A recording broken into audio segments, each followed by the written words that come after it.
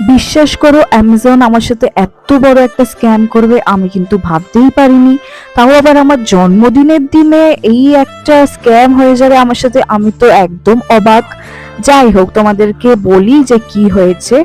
So 13 তারিখে আমার জন্মদিন ছিল। সো 13 তারিখে এই পার্সেলটা আসে। আমি তো বুঝে উঠতে পারছিলাম না যে এই পার্সেলটা কে পাঠালো, আমি তো অর্ডার দিইনি।